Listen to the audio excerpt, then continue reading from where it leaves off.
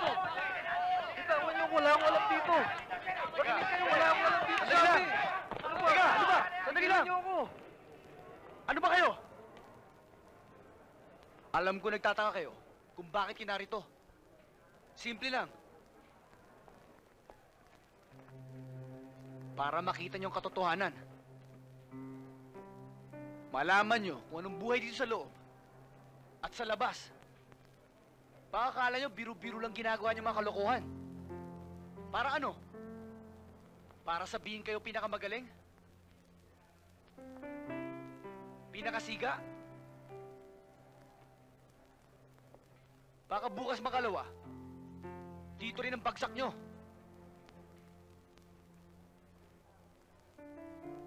Alam ko kung bakit kayo sumali sa fraternity. Alam ko ibig sabihin ng brotherhood. Para meron kayo sandalan. Pero hindi lang yun ang dahilan. Dinaanan ko na lahat yan. Naranasan ko na rin mawalan ng kaibigan. Hihintayin niyo pa ba mangyari sa inyo yan? Huwag niyo sayangin ang buhay niyo.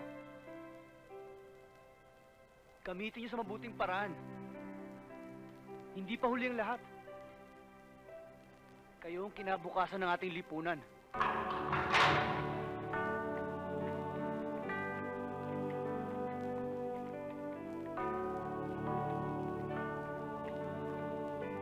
Brother Mike.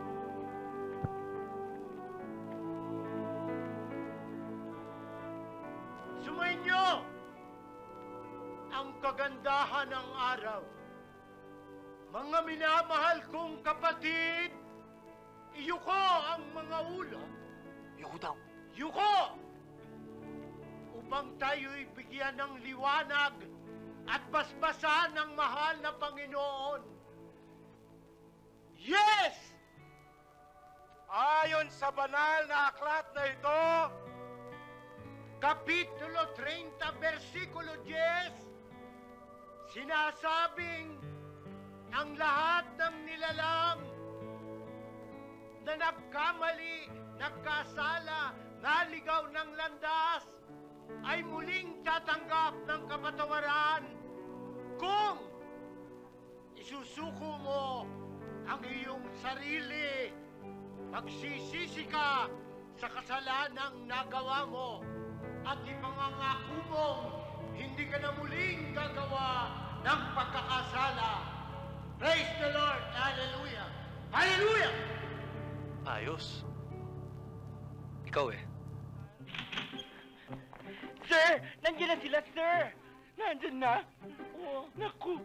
Gulo na naman to sigurado. Hindi, sir. Para hong may namatay yata eh. Ano?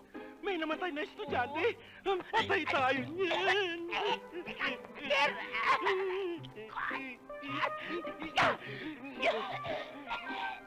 Eh, ako naman sir, kung papatayin niyo niyan eh. Hindi ho. Parang may milagro nangyari. Ano?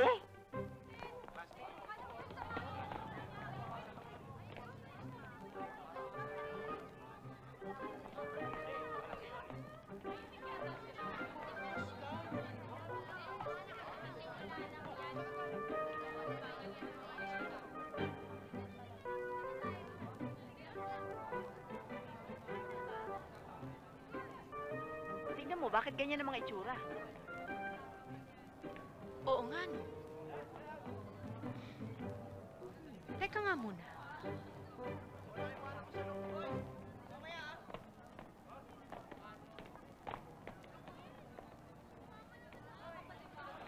Rowena, come here.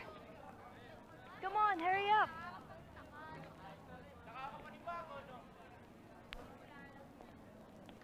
Buena. Sorry for everything, ah. I was such a jerk. Okay lang, naintindihan ko naman eh. Anong nangyari? Anong ginawa mo? Di ba sabi ko titinurin sila? Ikaw talaga, oo. Bye! See you later!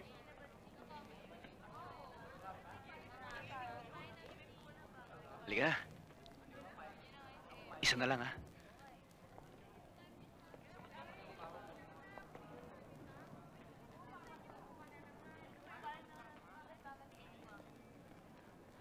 Dagul, salamat pala. Sir, ako nga dapat magpasalamat sa inyo eh. Nawala nga si Sir Carpio. Pero nabalik siya sa katauhan niyo. Iisa ang ugali, iisa ang prinsipyo. Huwag mo na akong tawagin, sir. Ramil na lang. Ha? Oo, Ramil.